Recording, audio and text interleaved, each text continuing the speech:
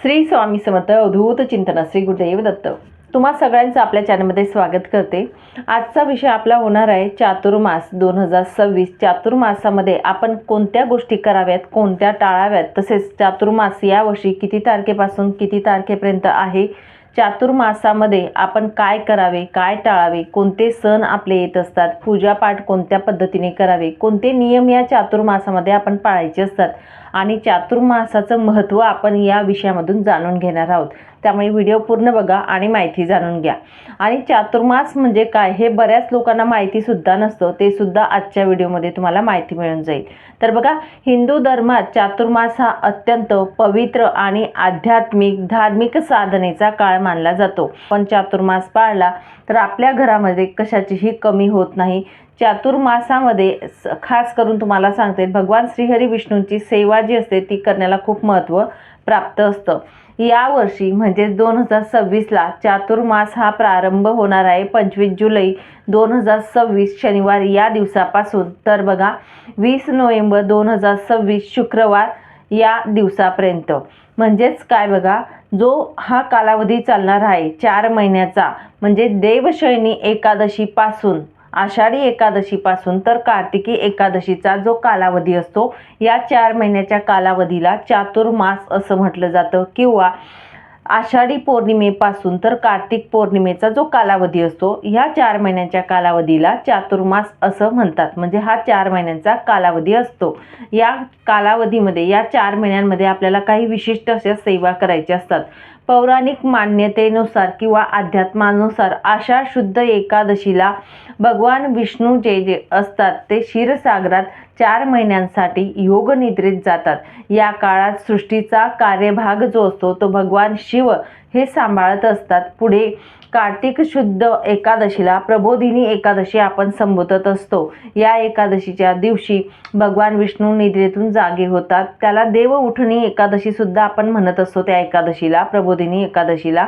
आणि त्या दिवशी उठल्यानंतर परत आपला जो कारभार असतो शिवांना दिलेला तो स्वतःजवळ घेत असतात आणि या 4 महिन्यांपर्यंत निद्रा अवस्थेत असतात। त्या निद्रा अवस्थेत असताना आपल्याला काही सेवा, उपासना, काही नियम जे असतात ते पाळायचे असतात। आणि या 4 महिन्यांच्या कालावधीमध्ये बघा, लग्न कार्य म्हणजे जे शुभ कार्य असतात ते सुद्धा होत नाही, कारण देव झोपी गेलेले असतात अशी मान्यता असते, त्यामुळे हे कार्य होत नाही। आता या 4 महिन्याच्या कालावधीमध्ये मराठी आपण कॅलेंडर बघितलं तर आपले महिने कोणते कोणते येत असतात, तर पहिला महिना म्हणजे श्रावण येतो, दुसरा भाद्रपद येतो, तिसरा अश्विन येत असतो आणि चौथा महिना जो असतो तो कार्तिक महिना असतो। या काळामध्ये बघा, जसं मी तुम्हाला सांगितलं त्या पद्धतीने गृहप्रवेश सुद्धा करत नाही।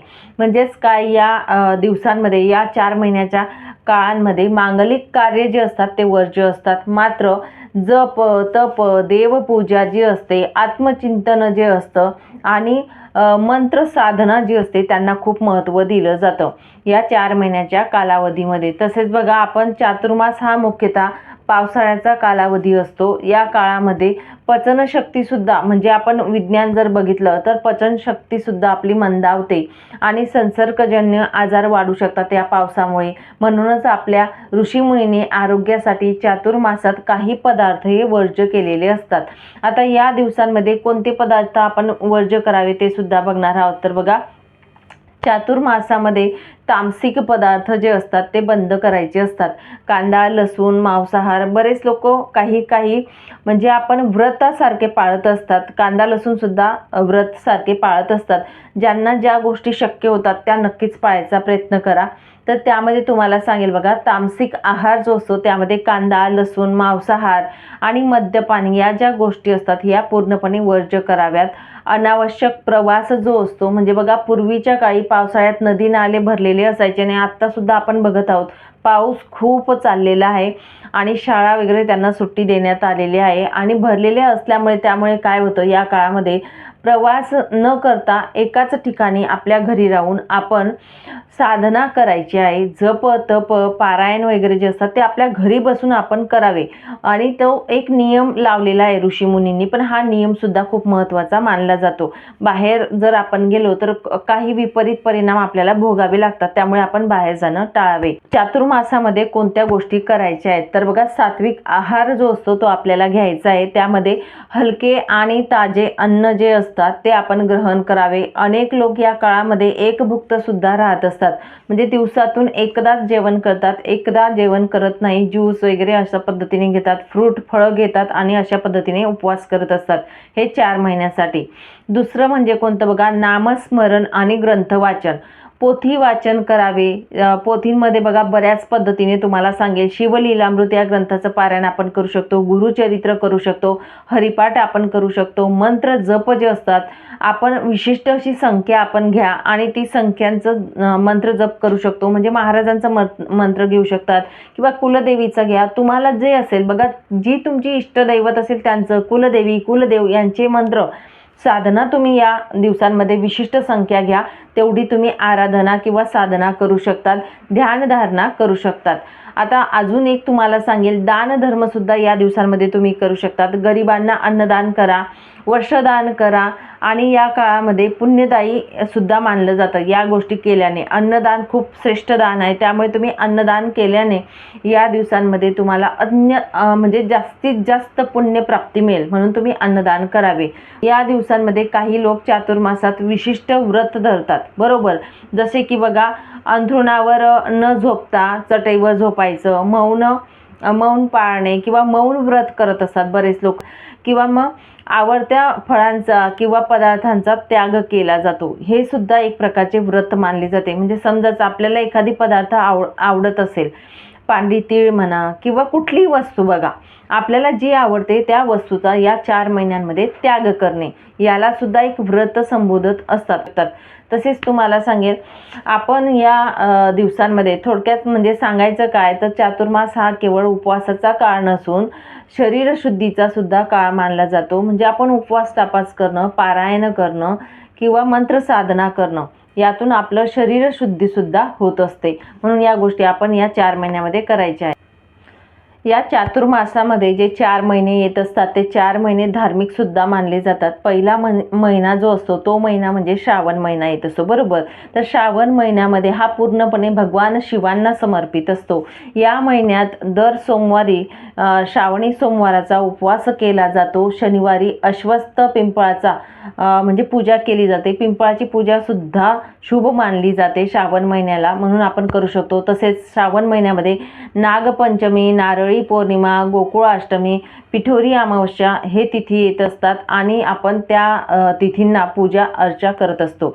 तसेच पुढचा महिना म्हणजे भाद्रपद महिना येत असतो. भाद्रपद हा महिना गणपती बाप्पांचं त्या महिन्यामध्ये आगमन होत असतं, त्यांची पूजा आपण करतो.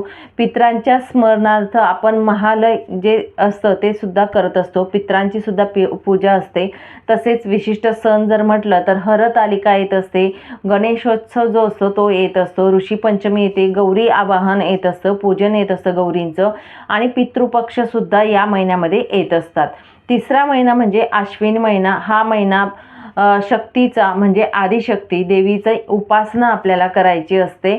तसंच तुम्हाला असत्यावर सत्याचा विजयासाठीचा हा काळ असतो. म्हणजे शारदीय नवरात्र या महिन्यामध्ये येत असते, घटस्थापना येत असते, नवरात्रोत्सव आपण करत असतो. तसंच विजयादशमी येत असते, कोजागिरी पौर्णिमा सुद्धा या महिन्यामध्ये येत असते आणि दिवाळीची सुरुवात या महिन्यामध्ये होत असते. आता शेवटचा महिना म्हणजेच कोणता तर बघा, कार्तिक महिना. हा महिना जो असतो तो चातुर्मासाचा शेवटचा महिना मानला जातो. या महिन्यामध्ये नरक चतुर्दशी, लक्ष्मी पूजन आपण करत असतो, बलिप्रतिपदा करतो आणि दिवाळी पाडवा सुद्धा या महिन्यामध्ये कार्तिक महिन्यामध्ये येत असतो.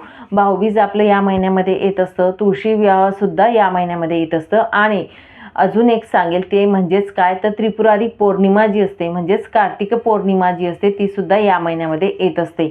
आणि देव उठणी एकादशी आल्यानंतर आपला हा महिना जो असतो तो संपत असतो, किंवा त्रिपुरारी पौर्णिमा जी असते ती शेवटचा दिवस त्या चातुर्मासाचा मानला जातो. म्हणून या विविध प्रकारचे सण व्रत वैकल्य या महिन्यामध्ये आपल्याला या महिन्यांमध्ये करायचे असतात आणि चातुर्मास हा साजरी करायचा असतो।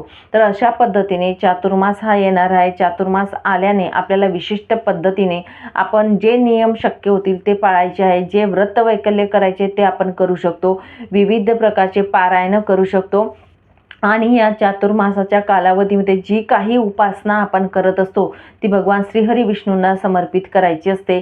भगवान श्रीहरी विष्णूंचा जो मंत्र आहे बघा, ओम नमो भगवते वासुदेवाय नमः, या मंत्राचा जप सुद्धा तुम्ही करू शकता। तसेच तुम्हाला सांगेल भगवान श्रीहरी विष्णूंची कुठलीही सेवा, व्यंकटेश स्तोत्राचं अनुष्ठान तुम्ही करू शकता, 3 दिवसीय, 21 दिवसीय। तसेच तुम्हाला सांगेल विष्णू सहस्रनाम किंवा सहस्रनामावली याचं सुद्धा पठण तुम्ही या 4 महिन्याच्या कालावधीमध्ये करू शकतात। तुम्हाला जी शक्य होईल ती उपासना, आराधना या चातुर्मासामध्ये तुम्ही एकच उपासना करा, पण ती प्रखर म्हणजे प्रखर पाहिजे, अतिविश्वासाने करा आणि भगवान श्रीहरी विष्णूंच्या चरणी अर्पण करा। त्याचं फळ हे अगणित मिळत असतं, त्याची पुण्यप्राप्ती ही अगणित मिळत असते। एवढंच सांगेल की ह्या चातुर्मास आपल्याला म्हणजे पुण्यप्राप्ती करणारा हा चातुर्मास चालत असतो। म्हणून विशिष्ट पद्धतीने आपली शरीराची काळजी घेऊन आपण हा जो चातुर्मास आहे हा साजरी करायचा असतो। विशिष्ट सण वार व्रत वैकल्य घेऊन आपल्याला येत असतो। चला मग सांगितलेली माहिती खूप महत्त्वपूर्ण होती। नक्कीच आपण सगळ्यांनी मिळून चातुर्मास साजरी करूया आणि विशिष्ट पद्धतीने जे काही व्हिडिओ असतील, माहिती असेल तुमच्यापर्यंत पोहोचवायचा नक्कीच प्रयत्न करेन। नक्कीच तुम्ही नवीन असणार तर आपल्या चॅनलला सबस्क्राईब करा, जेणेकरून येणारा प्रत्येक व्हिडिओ हा आणि तुमच्यापर्यंत पोहोचेल आणि तुम्हाला माहिती पूर्णपणे मिळेल। चला मग इथेच थांबते, नंतर अजून भेटेल अशाच व्हिडिओसोबत। श्री स्वामी समर्थ। आपला व्हिडिओ आवडला असेल तर नक्कीच व्हिडिओला लाईक करा, शेअर करा आणि नवीन असणार तर सबस्क्राईब करा।